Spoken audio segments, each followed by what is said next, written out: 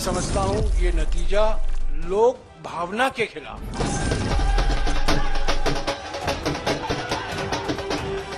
इतनी नाराजगी के बाद में भी बीजेपी सरकार माजर तो भाई देश गड्ढे में जाएगा।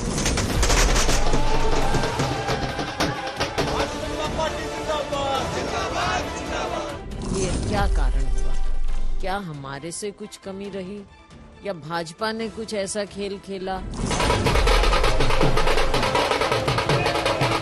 जो जलेबियों की फैक्ट्री लगाई थी उसकी आज लेबर भाग गई है और फैक्ट्री को लग गया ताला।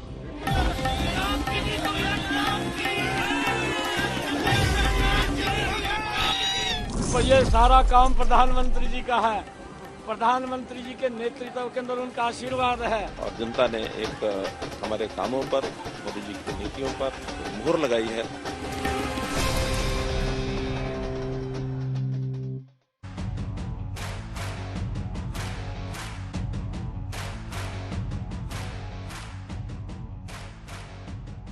नमस्कार, आप देख रहे हैं आज तक, आपके साथ मैं हूं अंजना ओम कश्यप। हरियाणा में जीत की जलेबी भारतीय जनता पार्टी ने खाई। वहीं दूसरी तरफ जम्मू कश्मीर में नेशनल कॉन्फ्रेंस और कांग्रेस का गठबंधन जबरदस्त प्रदर्शन करते हुए 49 सीटों के साथ बहुमत की सरकार बना रहा है। वहीं भारतीय जनता पार्टी 48 सीटों के साथ प्रचंड जनादेश के साथ इसे कहा जा सकता है, क्योंकि तीसरी बार लगातार बीजेपी की सरकार बन रही है। हरियाणा की हार लेकिन कांग्रेस को नहीं है स्वीकार। कांग्रेस ने हरियाणा के नतीजों को तंत्र की जीत, लोकतंत्र की हार बताया है। कांग्रेस ने ईवीएम में गड़बड़ी का आरोप भी लगाया है। कांग्रेस का आरोप है कि 3 जिलों में ईवीएम की बैटरी फुल होने की शिकायत मिली है और वहां बीजेपी के उम्मीदवारों की जीत हुई है। जहां ईवीएम की बैटरी 60% है, वहां कांग्रेस के उम्मीदवार जीते हैं। कांग्रेस इस बात पर इशारा कर रही है कि ईवीएम बदले गए तभी उनकी बैटरी फुल है। कांग्रेस कह रही है कि चुनाव आयोग से शिकायत वो इस मामले में करेगी, तो कांग्रेस पार्टी इस नतीजे को स्वीकार करने को तैयार नहीं है। उनका कहना है कि जहां जहां पर ईवीएम की बैटरी फुल थी वहां बीजेपी जीती है, वहां पर ईवीएम बदले गए हैं। जहां पर बैटरी कम थी वहां पर कांग्रेस पार्टी की जीत हुई है, यानी वो सही ईवीएम थे। तो कुल मिलाकर देखिए, इस हार को स्वीकार नहीं कर रही है कांग्रेस पार्टी हरियाणा में। इसे तंत्र की हार बताया जा रहा है। आइए आपको जल्दी से सुना देते हैं पवन खेड़ा इस पर क्या कह रहे हैं, फिर आपको अपनी रिपोर्ट दिखाएंगे। हरियाणा में चुनाव हुआ जिसके नतीजे बिल्कुल अप्रत्याशित हैं और यहां तक कि यह भी कहेंगे कि अस्वीकार्य हैं। जिस तरह की शिकायतें लगातार आ रही हैं, अभी हम जयराम रमेश जी और मैं जिस कमरे में बैठे थे वहां भी लगातार शिकायतें हमारे नारनौल के कैंडिडेट राव नरेंद्र सिंह हो गए या पानीपत के कैंडिडेट हो गए, 3 जिलों से हिसार, महेंद्रगढ़, पानीपत, यहां से लगातार शिकायतें आ रही कि कैसे बैटरीज जो मशीन की थी वो 99% थी और जिन मशीनों की बैटरीज 99% थी उन मशीनों में नतीजा एक आया, हमें हराने वाला नतीजा आया, और जो मशीनें नहीं, जिनको छेड़ा गया, जिनकी बैटरी 60-70% जो स्वाभाविक है होनी चाहिए थी, उसमें हम जीत रहे हैं हमारे कैंडिडेट। तो हम ये सारी शिकायतें इकट्ठी कर रहे हैं। हमारे कैंडिडेट्स ने वहां रिटर्निंग ऑफिसर्स को शिकायतें दी हैं और दे रहे हैं अभी, लेकिन आने वाले कुछ दिनों में ये सारी शिकायतें लेकर हम चुनाव आयोग में जल्दी ही जाएंगे और अपनी शिकायत वहां दर्ज कराएंगे। इस तरह का नतीजा कहीं भी धरातल पे नहीं दिख रहा था। आप लोग भी गए, हम लोग भी गए, सब घूम रहे थे। कोई ये नहीं मान सकता कि हरियाणा में इस तरह का अप्रत्याशित नतीजा आएगा। कांग्रेस एकजुट थी, ये तो आप लोगों की बात कहानी थी। अब बीजेपी का तो आप देख रहे नहीं, विद साहब कहीं घर से नहीं निकले, रामविलास जी शर्मा जी टिकट काट दी गई थी, वो तो अलग बात है। देखो, कोई भी प्रजातांत्रिक पार्टी होगी, लोकतांत्रिक पार्टी होगी, मतभेद स्वाभाविक हो सकते हैं, लेकिन मनभेद किसी का नहीं था। साहब, कुमारी शैलजा ने आज सवाल उठाया है कि प्रॉपर कोऑर्डिनेशन नहीं था, तालमेल नहीं रखा गया। कुमारी शैलजा ने कहा है कोऑर्डिनेशन रखना किसका काम है? सबका काम है कोऑर्डिनेशन। कौन सा कोऑर्डिनेशन का मतलब? तो ये तो कांग्रेस पार्टी का आपने पक्ष सुन लिया। कांग्रेस पार्टी इस फैसले पर ही सवाल खड़े कर रही है, लेकिन कांग्रेस को जो उम्मीद थी हरियाणा में पार्टी को जीत मिलेगी, ऐसा हुआ नहीं है। अब देखिए, उनके सहयोगी ही उन पर सवाल खड़े कर रहे हैं। इधर हरियाणा के नतीजे आए नहीं और वहां पर शिवसेना उद्धव बाला साहब ठाकरे गुट की तरफ से सांसद प्रियंका चतुर्वेदी ने सवाल खड़े कर दिए। वो कह रही हैं कि जहां जहां कांग्रेस और बीजेपी की सीधी फाइट होती है वहां कांग्रेस कमजोर पड़ जाती है, उनको इस पर सोचना होगा। सुन लीजिए, पहले आपको अपनी ये रिपोर्ट दिखाते हैं, फिर तमाम मेहमानों से भी आपका परिचय कराएंगे और फिर चर्चा की शुरुआत।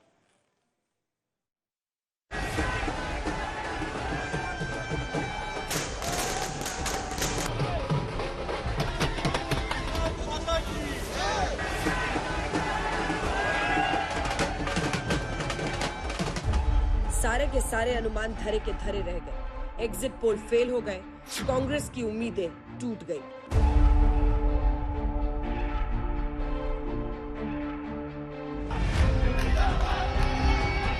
और बीजेपी तीसरी बार सत्ता की ओर बढ़ चली। कि हरियाणा की जनता ने, हरियाणा के गरीब ने, हरियाणा के किसान ने, हरियाणा की महिलाओं ने, हरियाणा के युवाओं ने भारतीय जनता पार्टी के कामों के ऊपर तीसरी बार मोहर लगाई है। मैं हरियाणा की जनता का दिल से बहुत बहुत आभारी हूं। जनता ने एक ऐसा संदेश दिया है कि मोदी जी के जो सरकार की नीतियां हैं, मोदी जी की जो उपलब्धियां हैं, जो हमारा काम करने का तरीका है, कार्यपद्धति का, वो जनता के ऊपर असर कर रहा था और जनता ने उसका प्रत्युत्तर में भारतीय जनता पार्टी की हरियाणा में तीसरी बार सरकार बनाई है। बीजेपी ने जीत को मुट्ठी में कैद कर लिया, लेकिन कांग्रेस को भरोसा नहीं हो पा रहा। पार्टी को बीजेपी की जीत में कभी खेल नजर आता है, कभी दाल में काला। बहुत सारी कॉन्स्टिट्यूंसी है, जैसे रोहतक में हम जीतने जा रहे हैं, तो ये अपडेट नहीं हो रहा है डाटा इलेक्शन कमीशन में, और कई जगह काउंटिंग की गई है। तो मेरा एक तो सभी जो काउंटिंग एजेंट हमसे साथियों से निवेदन है कि आप डटे रहो, मेजोरिटी आ रही है। चुनाव के बाद जिस प्रकार का एग्जिट पोल के रुझान दिखाया था, तब भी मैंने सभी एजेंसियों का धन्यवाद किया था कि 2 दिन की खुशी कांग्रेस के नेताओं को मिली है। 10 वर्ष का वनवास अभी कांग्रेस का हुआ है और 2047 तक भारतीय जनता पार्टी का शासन रहना है। इस तरह से दावे से जनता का कौल अलग और उस राज्य के बीजेपी के मुख्यमंत्री एक तरफा एक अलग बात करते हैं, तो इसका मतलब है दाल में कुछ काला है। यह विजय साधारण विजय नहीं है। तीसरी बार हरियाणा में भाजपा की सरकार बनने जा रही है। ये कांग्रेस के अहंकार की हार है, भारतीय जनता पार्टी के विकास की, विनम्रता की, सेवा की, सुशासन की जीत है। पहलवानों के मुद्दे को तूल देकर कांग्रेस ने विनेश फोगाट को उम्मीदवार बनाया था। विनेश तो जीत गए, लेकिन हरियाणा की जनता ने कांग्रेस के दांव को नकार दिया। लोगों की लड़ाई तो लोगों ने जीती है, हमारा तो बस ठीक है, हमारा चेहरा था, लेकिन लोगों ने जो प्यार विश्वास दिलाया है वो 5 साल तक हम कायम रखने की कोशिश करेंगे, उनकी उम्मीदों पर खरा उतरने की कोशिश करेंगे। हरियाणा में 10 साल से बीजेपी की सरकार है, लेकिन सीटों का रुझान और वोट शेयर देखकर लगता है कि जनता को सरकार या सत्तारूढ़ से कोई शिकायत नहीं है। सत्ता विरोधी फैक्टर नदारद कहा जा सकता है। दूसरी ओर लगता है जनता को कांग्रेस की अंदरूनी लड़ाई पसंद नहीं आई। कुमारी सैलजा की नाराजगी पहले भी थी और अब भी है। खुलकर तो नहीं बोल रही, लेकिन जो बोल रही है उसमें कुछ छिप भी नहीं रहा। फाइनल रिजल्ट तक देखें। आई नो अच्छा साउंड नहीं कर रहा है ये, लेकिन फाइनल रिजल्ट तक देखना तो पड़ेगा और उसके बाद ही हमको सोचना होगा कि क्या हुआ, कहाँ पर कैसे रिजल्ट आए और उसका कारण क्या था और आगे के लिए उसकी रिपरकशन क्या है। ये तो सब पार्टी के अंदर बैठकर सब चीज़ों को बहुत गंभीरता से हमें लेना होगा।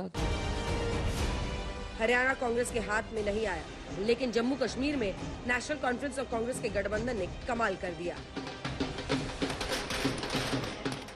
मैं जरूर बड़गाम के वोटरों का शुक्रिया करना चाहता हूं, जिन्होंने मुझे अपने कीमती वोटों से नवाजा, मुझे यहां से कामयाब होकर भेजा और मुझे जम्मू कश्मीर के लोगों की खिदमत करने का दोबारा एक मौका जो है हासिल हुआ है। हरियाणा में कांग्रेस के सपने टूटे तो भविष्य के लिए एक बड़ा सवाल भी खड़ा हुआ। महाराष्ट्र की दावेदारी कमजोर हो गई। महाविकास अघाड़ी की सहयोगी उद्धव ठाकरे की पार्टी आईना दिखा रही है। जहाँ जहाँ डायरेक्ट फाइट है विद बीजेपी, तो कहाँ ऐसी कमी आ रही है या पढ़ाव आ रहे हैं जिसकी वजह से आप उसको पार नहीं कर पा रहे हैं? हम गठबंधन में हैं महाराष्ट्र में, उस गठबंधन को मजबूत करना हमारा कर्तव्य बनता है हम कुछ नहीं कहेंगे हमारे गठबंधन के साथी दलों के बारे में। हरियाणा में कांग्रेस की हार ने आम आदमी पार्टी को भी शायद खुश कर दिया है। केजरीवाल डायरेक्ट नहीं, इशारों में ओवर कॉन्फिडेंस मत कर प्यारे वाला नसीहत दे रहे हैं। किसी भी चुनाव को हल्के में नहीं लेना चाहिए। अभी तो पता नहीं नतीजे क्या हैं, लेकिन आज के चुनाव से सबसे बड़ी सबक यही है कि ओवर कॉन्फिडेंस मत करना कभी भी। किसी भी चुनाव को हल्के में नहीं लेना चाहिए। हर चुनाव कठिन होता है, हर चुनाव में हर सीट कठिन होती है। हरियाणा के नतीजे कांग्रेस के लिए बड़ी चोट साबित हो सकते हैं। जिन राज्यों में चुनाव होने हैं वहां सहयोगी हावी होंगे। महाराष्ट्र में सीएम पद पर दावेदारी कमजोर होगी। आज तक ब्यूरो।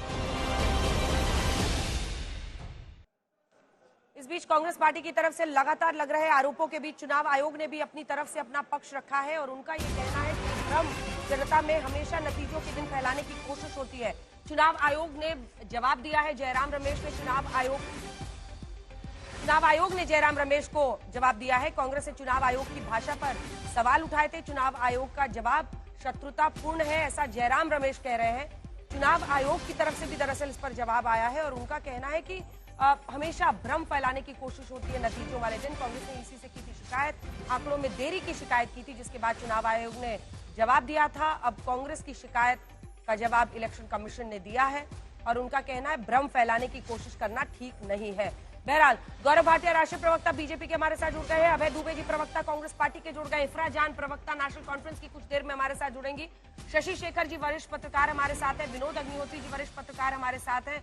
आशुतोष जी हमारे साथ चर्चा में राजनीतिक विश्लेषक के तौर पर शामिल हो रहे हैं और संगीत रागी जी राजनीतिक विश्लेषक के तौर पर हमारे साथ चर्चा में शामिल हो रहे हैं। देखिए, दो राज्यों के नतीजे हैं और दोनों ही राज्य बड़े और अहम इसलिए क्योंकि जम्मू कश्मीर में भी 10 सालों के बाद चुनाव हो रहा था और वहां पर नेशनल कॉन्फ्रेंस और कांग्रेस के गठबंधन ने बहुत अच्छा प्रदर्शन किया है। लोकसभा चुनाव के विपरीत जो वहां की राजनीतिक पार्टियां हैं उन्होंने जबरदस्त परफॉर्मेंस की है और 29 सीटें जम्मू में बीजेपी अच्छी परफॉर्मेंस 43 में ला पाई है। लेकिन वहीं हरियाणा में 48 सीटों के साथ इतिहास रचा है भारतीय जनता पार्टी ने, जब वो 48 सीटों के साथ तीसरी बार सत्ता में वापसी करते हैं। 37 पर कांग्रेस पार्टी सिमटती हुई नजर आ रही है। उनको 6 सीटों का, वो 31 पर पिछली बार थे, इस बार 37 पर पहुंचे हैं। बीजेपी 48 पर पहुंची है। बहुत सारे आरोप अभय दुबे जी आपकी पार्टी लगा रही है, उन सब पर चर्चा करेंगे। लेकिन ये जो डेटा है ये बहुत इंटरेस्टिंग है। दो बड़ी बातें आपको बताना चाहते हैं जो आज के चुनावी निष्कर्ष में रिसर्च के जरिए हमने निकाला है। सबसे पहले वोटिंग लोकसभा के दौरान जब इसी हरियाणा में वोटिंग हुई थी तो 64.8% वोटिंग हुई थी और ये कहा जा रहा था कि जो बीजेपी का वोटर है वो नहीं निकला है, कम निकला है। वहीं इस बार विधानसभा में ये वोटिंग परसेंटेज बढ़ा, 67.9% पहुंचा। अब ये निर्णायक रूप से नहीं कहा जा सकता है, लेकिन जो फासला है 3.1 का, ठीक 3.38% का इजाफा बीजेपी को इस बार वोट शेयर में हुआ है। तो क्या जिस तरह का प्रचार बीजेपी ने किया और जिस तरह से इस बार चुनाव आया, नतीजे आए लोकसभा के, उसके बाद बीजेपी के वोटर में ये बात मन में आई कि हमारे ना निकलने से बीजेपी को नुकसान हो रहा है और फिर वो बाहर आया। क्योंकि देखिए ये जो डिफरेंस है लोकसभा टू विधानसभा लगभग 3-3.5% का है और 3.38% ही इजाफा हुआ है भारतीय जनता पार्टी के वोटिंग में। दूसरी बात जो अहम बताई जा रही है वो है दलितों में किसको टिकट दिया गया। ये दिलचस्प है क्योंकि बीजेपी ने जो इस पे रणनीति बनाई थी उसमें दलितों में भी 2 हिस्से में उन्होंने बांटा था। लगभग 8.5% डोमिनेंट जो शेड्यूल कास्ट है वो एक तरफ है जिसमें जाटव भी है, जिससे कुमारी शैलजा आती है, लेकिन जो अन्य है जिनको डिप्राइव्ड शेड्यूल्ड कास्ट यानी DSC का नाम उन्होंने दिया और उनमें से उन्होंने 9 लोगों को इस बार टिकट दिया। कुल 17 दलितों को अगर बीजेपी ने टिकट दिया तो उन्होंने इस बार ध्यान रखा इस बात का कि हम जो ये डिप्राइव्ड शेड्यूल्ड कास्ट कह रहे हैं उसमें इन्होंने 9 सीटें दी थी। उनमें कौन कौन आता है? अधधर्मी, वाल्मीकि, बाजीगर, धनक, बवरिया, मजहबी सिक्स जो है और खटीक, इन सबको उन्होंने इस बार टिकट दिया और उनमें से 8 लोगों की जीत, 3 दलितों की जीत में इजाफा भारतीय जनता पार्टी के लिए जमीन पर स्ट्रैटेजी के तौर पर एक कामयाबी दिखाई दे रही है। तो ये जो रिजर्व सीट्स पर इस बार बीजेपी ने मेहनत की है और शेड्यूल कास्ट में भी उन्होंने एक डिप्राइव्ड शेड्यूल्ड कास्ट, आपको याद होगा बिहार में नीतीश कुमार इसी तरह से एक्सट्रीमली बैकवर्ड कास्ट का एक अलग उन्होंने सबसेट बनाया था। ऐसा ही कुछ बीजेपी ने हरियाणा में किया है, जब वो डिप्राइव्ड शेड्यूल्ड कास्ट को टिकट ज्यादा देते हैं, 9 सीटों पर देते हैं, और उनमें भारी जीत के साथ वो दलित उम्मीदवार उनके आते हैं मैदान में। तो कुल मिलाकर इसी के साथ चर्चा की शुरुआत करते हैं। सबसे पहले मुझे लगता है गौरव भाटिया जी, आपके लिए ये एक तरफ अच्छा दिन है क्योंकि हरियाणा में जबरदस्त वापसी आपकी सरकार की हुई है, ऐतिहासिक जीत इसे करार दिया जाएगा। लेकिन कांग्रेस पार्टी ये आरोप लगा रही है कि लोकतंत्र नहीं तंत्र की जीत है, इस पर आपका जवाब? अंजना जी, सबसे पहले आपको भी बधाई। भारत के लोकतंत्र की ये जीत हुई है और आज इतिहास रचा गया है। कांग्रेस क्या कहती है, छाती पीट रही है, ईवीएम खराब है, इस पे हम आएंगे, लेकिन आज का नैरेटिव क्या होना चाहिए, मैं उस पे बात करना चाहूंगा। जब 5 साल की सरकार होती है, उसके बाद जनता के समक्ष अपना रिपोर्ट कार्ड रखने का मादा होना और उसके बाद पुनः जीतना बहुत बड़ी बात होती है। आज हैट्रिक लगाई है भारतीय जनता पार्टी ने, और हिट विकेट कोई हुआ है तो वो हुआ है जो बता रहा था राहुल गांधी की जलेबी फैक्ट्री में बनती है। हरियाणा की जनता ने बताया जलेबी फैक्ट्री में नहीं बनती है, ईमानदार हलवाई की दुकान पर बनती है। उसके लिए आपको अपने बंगले से निकलकर हमारे पास आना होगा। दूसरी बड़ी बात जो है, देखिए ये पहली बार नहीं है कि हैट्रिक लगाई है। आप याद करिए, इसी तरह से लोकसभा चुनाव में नरेंद्र मोदी जी ने 62 साल बाद हैट्रिक लगाई थी। हमने गोवा में हैट्रिक लगाई, 7 बार लगातार गुजरात में हमने चुनाव जीता, और हर बार कांग्रेस पार्टी ने क्या कहा, उन्होंने कहा ईवीएम खराब है, इलेक्शन कमीशन ऑफ इंडिया खराब है, जनता खराब है, मीडिया खराब है, न्यायपालिका खराब है। नहीं, आपका जो प्रोडक्ट है वो खराब है, वो डिफेक्टिव है, वो लॉन्च नहीं होता है। और जनता का ये अनादर करना, मुझे आप बताइए अंजना जी, क्या कह रहे थे, जवान किसान पहलवान। आज जवान किसान पहलवान, नौजवान और संविधान किसके साथ खड़ा है? मैं समझता हूं नरेंद्र मोदी जी में इस सभी वर्ग के जो व्यक्ति हैं उनकी आस्था है। और एक बड़ी बात आपको बताता हूं, सुबह आपके चैनल पे हम सब बैठे थे, 9 बजे के आसपास रुझान आ रहे थे, भाजपा पीछे चल रही थी।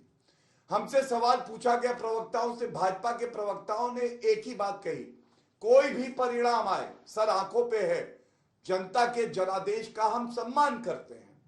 12 बजे के बाद जब कांग्रेस पिछड़ गई तो जयराम रमेश और पवन खेड़ा का बयान आने लगा कि इलेक्शन कमीशन ऑफ इंडिया पे दबाव बनाया जा रहा है। ये क्यों था? क्योंकि इनको ठीकरा जो असली वजह है उस पे फोड़ने की हिम्मत नहीं, वो राहुल गांधी, प्रियंका वाड्रा गांधी है, और इनको एक बहाना चाहिए था। आपको मालूम है, जब हमारे कार्यकर्ता और लीडर कर्मठता से मेहनत करते हैं, आज जब परिणाम आ रहे थे, बताया जा रहा है इनके नेता, चाहे राहुल गांधी हो, प्रियंका गांधी वाड्रा हो, वो विदेश यात्रा पे हैं। इनका कमिटमेंट नहीं है लोगों के प्रति, और लोगों ने जान लिया है कि जब ये बात करते हैं राहुल गांधी की आरक्षण समाप्त कर देंगे, तो वो कांटा लगता है लोगों के दिलों में, पिछड़ों के दिलों में, और कांटे का जो दर्द था उसकी चोट जो दी है वो वोट से दी है, और वही आज हम सबके सामने आ गई है। ठीक है, अभय दुबे जी, अब आप मोर्चा संभालिए कांग्रेस पार्टी की तरफ से। देखिए, कहावत तो है कि अंगूर खट्टे हैं क्या, लेकिन आज तो आपने जलेबी ही खट्टी कर दी। जीत की जलेबी बीजेपी को चली गई तो आपके लिए सब खट्टा हो गया। मतलब ये तो नहीं हो सकता ना सर कि एक जगह आप लोग स्वीकार करें, दूसरी जगह सिर्फ। देखिए, आपका ये अधिकार है, आप सबसे बड़े राजनीतिक विरोधी दल है इस वक्त, आप तमाम जो शिकायतें हैं वो दर्ज कराइए, लेकिन जो फैसला है उसको तो स्वीकारना ही होगा ना। ऐसा नहीं हो सकता कि जम्मू कश्मीर में स्वीकार लें और यहां पर स्वीकार ना करें। ऐसा ही देखिए, लोकसभा के नतीजे आए थे जब बहुमत के आंकड़े से बहुत पीछे रह गई बीजेपी, लेकिन उनको स्वीकारना पड़ा। दूसरे पर ठीकरा कब तक फोड़ते रहिएगा सर? अंजना जी, यहाँ ये प्रश्न ठीकरे फोड़ने का नहीं है। हाँ, कांग्रेस पार्टी ने हरियाणा के लिए बहुत स्वादिष्ट जलेबी बनाई थी, मगर भारतीय जनता पार्टी ने षड्यंत्र की कड़ाई में डुबकी लगाई और हरियाणा के हक की जलेबी खाई। मैं इसलिए कह रहा हूं कि ये कोई शिकायत हमने ऐसा नहीं था। जब गौरव भाटिया कह रहे हैं कि हमारी सीटें 74 तक बता रहे थे, तभी हमने इस बात की शिकायत कर दी थी। तभी हमने शिकायत करना प्रारंभ किया था कि कैसे 99% बैटरियां हो सकती है। और वो जो बैटरियां थी, वो चाहे सोनीपत हो, पानीपत हो, महेंद्रगढ़ हो, हिसार हो, हमने ये शिकायत तभी, ऐसा नहीं है कि बाद में हमारे परिणाम खराब आने लगे तब हमने की, हम व्यापक शिकायत और भी करेंगे। आज देश के सामने बड़ा सवाल ये है कि हाँ, ये बात मैं स्वीकारता हूं कि स्ट्रेटेजिकली एक जो छोटी सफलता भारतीय जनता पार्टी ने अर्जित की, जो हमारे मूल्यांकन के अनुसार 25-30 सीटें असली में मिल सकती भारतीय जनता पार्टी को, वो नरेंद्र मोदी जी ने खुद को हरियाणा से दूर रखा और खट्टर साहब को हटा दिया। वो जरूर एंटी इनकम्बेंसी को इन्होंने कम किया, नहीं तो देखा है हरियाणा ने किसानों को लहूलुहान नहीं किया क्या ये कह रहे हैं? अग्निवीर पर हरियाणा के आंदोलित नहीं थे क्या छात्र? क्या वहां की बेटियों को तिल तिल कर तड़पा तड़पा कर दिल्ली में नहीं मारा आपने पहलवान बेटियों को? ये सब ने देखा, बेरोजगारी का आलम भी देखा। जम्मू कश्मीर में भी अंत तक षड्यंत्र पूर्वक सत्ता छीनने की कोशिश हुई है। चुनाव घोषणा के 2 महीने पहले इन्होंने बदलाव किए, लेफ्टिनेंट गवर्नर को अधिकार संपन्न कर दिया। वहां पे एडवोकेट जनरल से लेकर IAS IPS के ट्रांसफर तक मुख्यमंत्री से छीनने का षड्यंत्र किया। आखिरी तक फाइनल असॉल्ट ये किया कि लेफ्टिनेंट गवर्नर को अधिकार दिए 5 लोगों को नॉमिनेट करने के, विधायकों को, ताकि संख्या बल अगर कम हो जाए तो इस अप्रत्यक्ष रूप से सत्ता छीन ले। भारतीय जनता पार्टी ने, कश्मीर की जनता ने बहुत अच्छा प्रतिसाद दिया और सबक सिखाया कड़ा। यहां वहां पर जमाते इस्लामी जैसे आतंकवादी संगठन का अप्रत्यक्ष रूप से सहयोग किया, जो निर्दलीय उम्मीदवार खड़े कर रहे थे। शिवसेना यूपीटी गुट क्यों कह रहा है कि सीधे फाइट में आप कमजोर पड़ जाते हैं? छोड़िए बीजेपी को, लेकिन ये इसका जवाब देने से पहले एक खबर इस वक्त आ रही है कि कांग्रेस पार्टी की तरफ से ये बयान आया है। कांग्रेस के आनंद शर्मा ने कहा है कि हरियाणा के नतीजे कांग्रेस के पक्ष में बह रही हवा के खिलाफ आए हैं, चौंकाने वाले हैं। हम सुप्रीम कोर्ट से अपील करते हैं कि वो इसमें दखल दे और बैलेट पेपर की व्यवस्था को दोबारा से वापस लाए। तो बैलेट पेपर हरियाणा के मद्देनजर चाहिए अभय दुबे जी, लेकिन जम्मू कश्मीर में ठीक है नतीजे। यही वो डाइकोटमी है आपके रिएक्शंस में जो बहुत सारे प्रश्न खड़ा करता है। देखिए, एक सिंपल आपसे सवाल है, शिवसेना यूपीटी गुट, वो उनका भी कहना है कि जब बीजेपी के साथ आपकी डायरेक्ट फाइट होती है आप कमजोर पड़ जाते हैं। आप समझ रहे हैं, बीजेपी को तो छोड़िए, आपके सहयोगी अब आपको आर्म ट्विस्टिंग करेंगे और कहेंगे महाराष्ट्र में आप सीएम का फेस उद्धव साहब को बनाइए। छोटा सा जवाब से फिर आप हो या शिवसेना हो या अंजना जी हो, जो भी कांग्रेस पार्टी के प्रति सद्भावना व्यक्त करता है, कोई सुझाव देता है, उसका स्वागत है। मगर यह नहीं भूलना चाहिए कि सबसे ज्यादा लोकसभा में सीटें कांग्रेस पार्टी ने महाराष्ट्र में जीती। सबसे बड़ा दल बनकर उभर कर कांग्रेस पार्टी ही आया महाराष्ट्र में। ये बात तो लोगों को स्वीकारनी पड़ेगी। हमारा सवाल इतना है कि हरियाणा से उसकी जीत छीन ली गई, ये दर्द है और ये व्यक्त करेंगे। मैं पूरे हरियाणा की तो बात नहीं कर रहे, हमने 3 जिलों का जिक्र किया और उसकी प्रामाणिक शिकायत हम करेंगे और हमने प्राथमिक शिकायतें भी की है। तो लोकतंत्र को भी तो बचाना है, सिर्फ सत्ता की भूख मिटाना भारतीय जनता पार्टी का उद्देश्य रह गया है। ये सवाल प्रासंगिक हैं जो हमको खड़े करने पड़ेंगे, चाहे कितना अपोजिशन दल हम पर आरोप लगाए कि हम आस्था की, जम्मू कश्मीर में तो हम आस्था व्यक्त करते हैं, हरियाणा जहां गड़बड़ी होगी उसका हमारा नैतिक दायित्व है कि प्रजातंत्र को बचाने के लिए हम आज पूरा हरियाणा, तो आज के नतीजों में कांग्रेस पार्टी के मुताबिक जहां आपकी जीत हुई है, ठीक है सर, ठीक है, जहां आपकी जीत हुई है वहां लोकतंत्र बच गया है, जहां आपकी जीत नहीं हुई है वहां लोकतंत्र नहीं बचा है। और इसी लोकतंत्र में जो लोग बीजेपी के लिए वोट दे रहे हैं वो लोकतंत्र को नहीं बचा पा रहे हैं। सिर्फ आप लोगों ने अपने कंधों पर यह जिम्मेदारी ली हुई है। जहां जहां आपके नतीजे आपके अनुकूल नहीं आते हैं वहां पर लोकतंत्र खतरे में इस देश में बना हुआ है। हमारे साथ गौरव भाटिया भी जुड़े हुए हैं, लेकिन मुझे लगता है कि एक छोटा रिएक्शन यहां पर ले लें। शशि शेखर जी, जो वोटिंग परसेंटेज वाला मामला था वो एक इशारा कर रहा है कि इस बार वोटिंग परसेंटेज बढ़ा है और ठीक उतना ही मार्जिन से बीजेपी पिछली बार से आगे बढ़ी है। ये माना जा रहा था कि लोकसभा के चुनाव में उनका वोटर नहीं निकला था, जो कोर वोटर था। रिजल्ट्स ने क्या उनको हिलाया? और इस नजरिए से क्या कहना कि झटके अच्छे होते हैं कार्यकर्ताओं के लिए, काडर के लिए और जो उनके कोर वोटर है उनके लिए, ये भी एक कंक्लूजन निकाला जा सकता है? अजरा, मेरा जवाब थोड़ा सा लंबा है, मुझे 1 मिनट का टाइम लगेगा। मैं बनारस से आता हूं और मैं बनारस में था चुनाव से पहले। हाँ। वहां पर मैं जिससे भी मिलता था कह रहे मोदी जी तो 3.5-4 लाख से जीतेंगे। लखनऊ में गया, वहां पर ये हुआ कि साहब मेहरोत्रा जी ने तो ये कह दिया कि राजनाथ जी से हमारी क्या लड़ाई है, और समाजवादी पार्टी के जो प्रत्याशी थे और वो भी 3.5-4 लाख से जीतेंगे। उनके जो विरोधी थे बीजेपी के, वो भी कहते थे कि 2 सीटें छोड़कर हम तमाम सीटों की जिम्मेदारी लेते हैं। लेकिन अगर आप देखिए नितिन गडकरी, ये 3 बड़े नेता उनके 1.5 लाख के आसपास से जीते। कभी कभी जो जनादेश आता है, वो जो आपको हवा दिखाई पड़ रही होती है चलती हुई, वो उससे उलट होता है।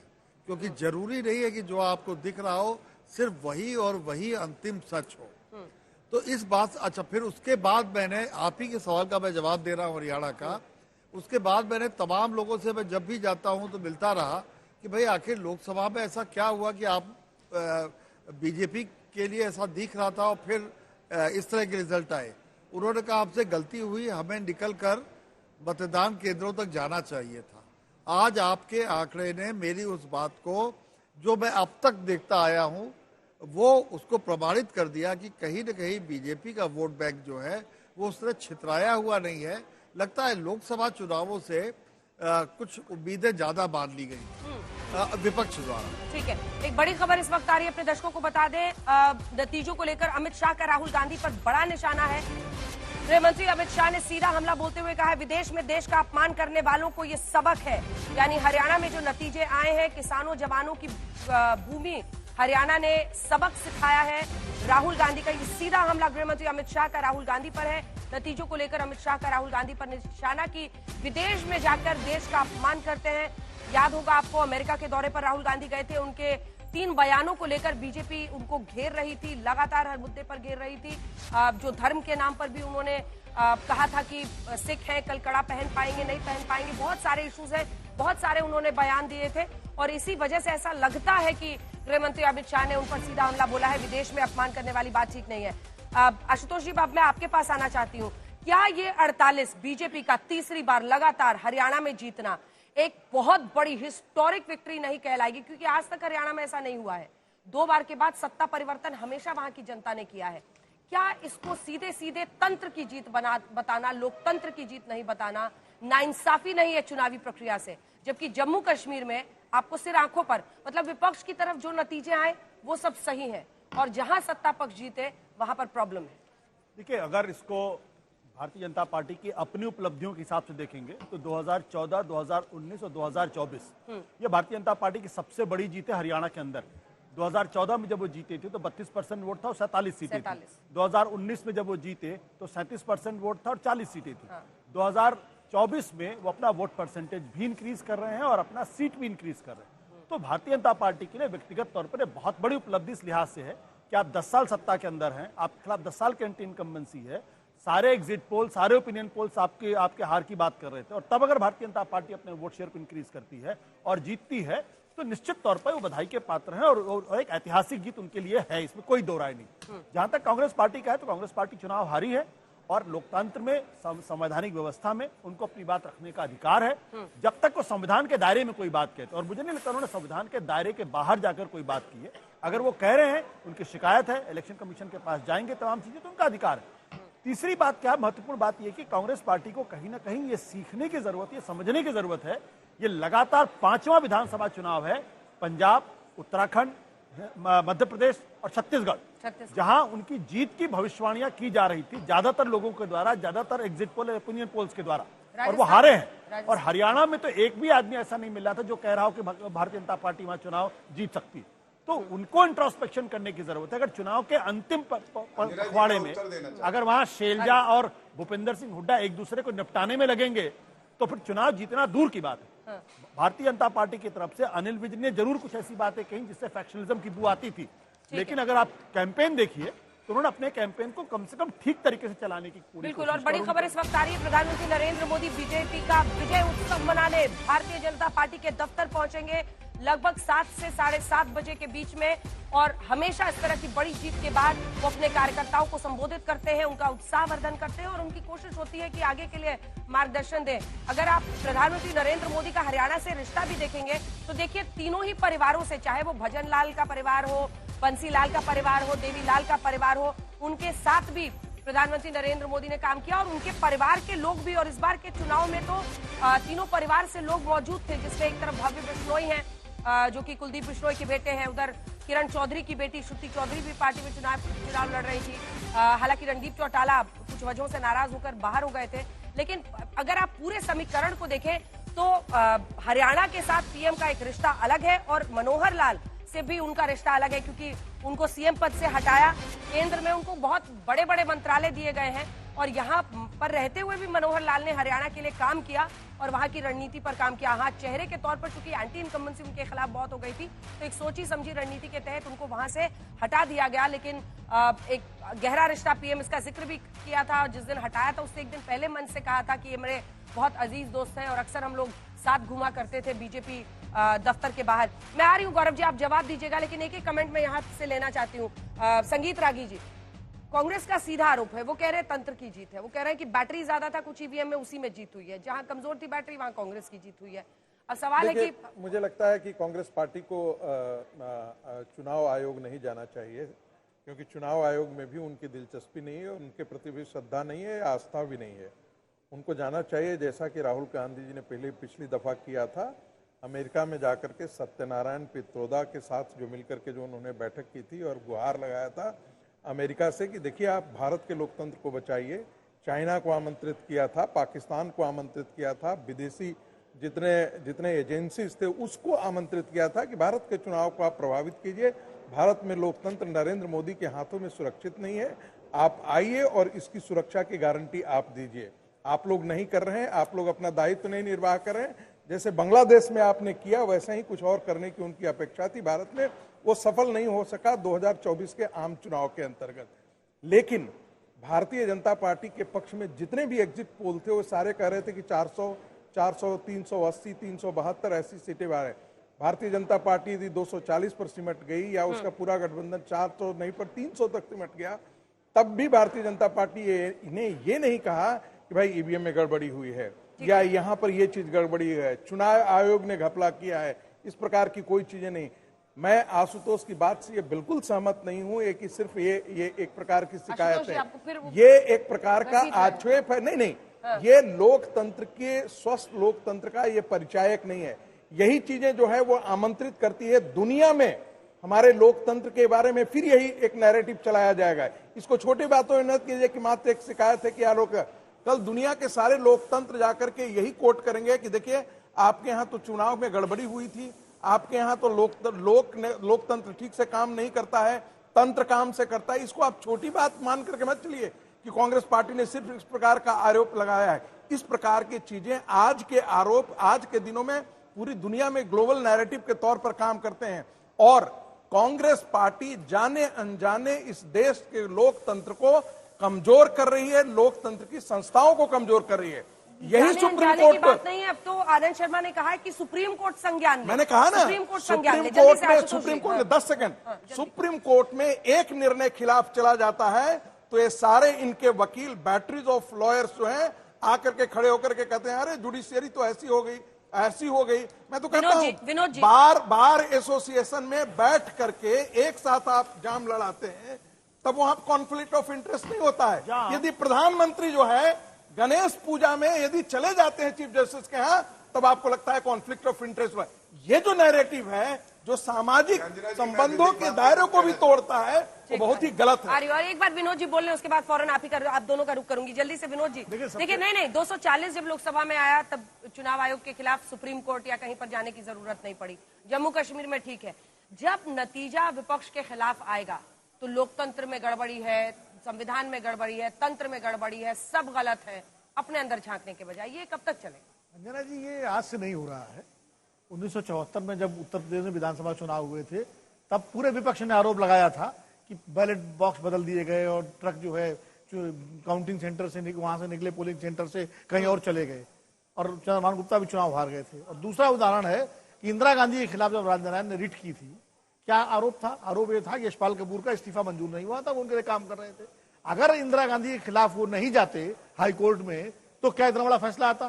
तो अगर कांग्रेस पार्टी को शिकायत है, अगर है और जो कि शिकायत दिखा रही है, तो कानूनी विकल्प सामने खुला है, चुनाव आयोग जाए, सुप्रीम कोर्ट जाए। लेकिन कांग्रेस पार्टी को सबसे पहले अपने घर की बैटरी ठीक करनी पड़ेगी, अपनी बैटरी चेक करनी पड़ेगी कि वो लगातार, जो अभी आशुतोष ने कहा, वो जीता हुआ चुनाव जिसको लोग मानते हैं वो कैसे हार जाते हैं। दुबे जी नोट कर रहे हैं आपने जो कहा ना कि अपनी बैटरी वो ठीक करें। मध्य प्रदेश से हैं, ये जीत रहे थे, हार गए बुरी तरह से, छत्तीसगढ़ हारे, हरियाणा हारे।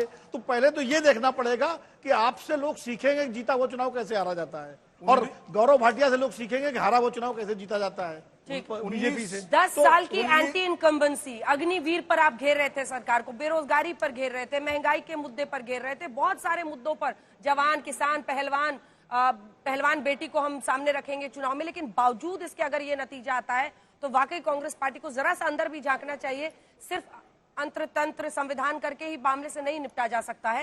लेकिन संगीत जी थोड़ा सा इंतजार कर लीजिए, एक बार गौरव जी को बोलने, अरे आपसे अच्छा ही वो डिफेंड करेंगे, बीजेपी के प्रवक्ता है भाई गौरव जी। मैं 1974 के इलेक्शन के बारे में सिर्फ इतना जिक्र कर देना चाहता हूं कि तब कांग्रेस पार्टी बूथ लुटवाया करती थी, बूथ रिगिंग होते थे, मास रिगिंग हुआ करते थे, बैलेट लोग उठा करके ले जाया करते थे। क्यों नहीं गए आप? हाँ, यही बोलिए ना, क्यों नहीं गए? तब तंत्र भी उनका था, सरकार भी उनकी थी। कुछ भी बोल रहे हैं, मतलब भारत अब ये हम बोल रहे हैं तो आपको कष्ट क्यों हो रहा है? कांग्रेस पार्टी को डिफेंड करने दीजिए, कांग्रेस पार्टी को डिफेंड करने दीजिए, आप कांग्रेस पार्टी के प्रवक्ता नहीं थे। हम जानते हैं कि कैसे बूथ जो है बंदूक और राइफल के बल पर लूटा जाता है। मैंने भी देखा है, ये तो मैंने देखी है। बोलिए, ठीक है गौरव जी बोलिए। अच्छा तू बहबे कोई और क्या करेगा, हम ही लोग बहुत बढ़िया कर रहे हैं। देखिए अंजना जी, मैं आपको एक बात बताना चाहता हूँ। बहुत बढ़िया, बोलिए बोलिए गौरव जी जल्दी। ओके अंजना जी, देखिए किसी पार्टी को, किसी नेता को क्या परिभाषित करता है? जीतने पे उसका व्यवहार क्या है नहीं, हार के उसका चरित्र क्या है ये परिभाषित करता है। और मैं आपको उदाहरण देता हूं, 5 तारीख को एग्जिट पोल आए, सारे एग्जिट पोल में भारतीय जनता पार्टी को हराया जा रहा था। मुझे आप भारतीय जनता पार्टी का एक नेता, एक प्रवक्ता बता दीजिए जिसने आके गोदी मीडिया कहा हो, ये कहा हो कि ये प्रायोजित है। नहीं, हमने कहा कोई बात नहीं, हम इंतजार करेंगे, जब परिणाम आएंगे तब बात करेंगे। और कल मैं देख रहा था, लोगों ने एक ऐसा इकोसिस्टम बनाया जिसमें क्या कहा, मोदी जी का मैजिक खत्म हो रहा है। और हर कोई बोल रहा है, 6 पैनलिस्ट है, 6 पैनलिस्ट कह रहे हैं मोदी जी का मैजिक खत्म हो रहा है। Modi ji is magic and Rahul Gandhi is tragic. और मैं आज स्वघोषित जो पैनलिस्ट आते हैं, अपने आप को विश्लेषक बताते हैं, उनसे भी कहना चाहूंगा, हमारी कमी है, हमें जरूर बताइए, लेकिन किसी पार्टी का एजेंडा आप नहीं चला सकते हैं। क्योंकि क्या हुआ, आज सुबह जब खुशी मिली तो एक मूवी आई थी, कभी खुशी कभी गम। आज कांग्रेस के लिए कहा जाएगा, हाँ कांग्रेस के लिए आज कहा जाएगा, ज्यादा गम थोड़ी खुशी, खुशी ज्यादा कभी गम। कभी खुशी कभी गम तो एकदम स्क्रीन पर कैसे बनता है वो आज दिख रहा है। क्योंकि एक तरफ जीत एनसी कांग्रेस की हुई है तो इधर सिर्फ एक लाइन में बोलना पड़ेगा, अभय जी एकदम टाइम खत्म हो गया है। जो बैटरी चेंज करने वाली या रिचार्ज करने वाली बात बोल रहे थे अग्निहोत्री जी, वो कांग्रेस पार्टी को भी सोचना होगा। सब कुछ थाली में था इस बार आपके लिए, सिर्फ जलेबी खानी थी, वो छीन के ले गई बीजेपी। नहीं, भारतीय जनता पार्टी ने विकास की बैटरी छीन ली हरियाणा की। 36 बड़े नेता छोड़कर भागे भारतीय जनता पार्टी को। करण कंबोज ओबीसी के अध्यक्ष भागे, किसान मोर्चा के अध्यक्ष ने पार्टी छोड़ दी। क्या जो दलित नेता सबसे बड़े थे तंवर साहब, वो भारतीय जनता पार्टी को छोड़कर चले गए थे। नरेंद्र मोदी जी का मैजिक सच बात है खत्म हुआ है, नहीं तो वो दूर क्यों रखते हरियाणा के चुनाव से अपने आप। ठीक है, लेकिन कुल मिलाकर आज नतीजे सामने हैं और हरियाणा में ये हिस्टोरिक जीत, ऐतिहासिक जीत भारतीय जनता पार्टी की है। तो वहीं 10 साल के बाद जिस जम्मू कश्मीर में चुनाव हुआ है, वहां नेशनल कॉन्फ्रेंस और कांग्रेस को जबरदस्त बहुमत के साथ सरकार बनाने का मौका मिला है। प्रधानमंत्री नरेंद्र मोदी ठीक 7 से 7:30 बजे के बीच में पहुंचेंगे विजय जुलूस के लिए। बीजेपी दफ्तर नॉन स्टॉप कवरेज नतीजों पर आज तक पर जारी है। आप देखते रहिए आज तक।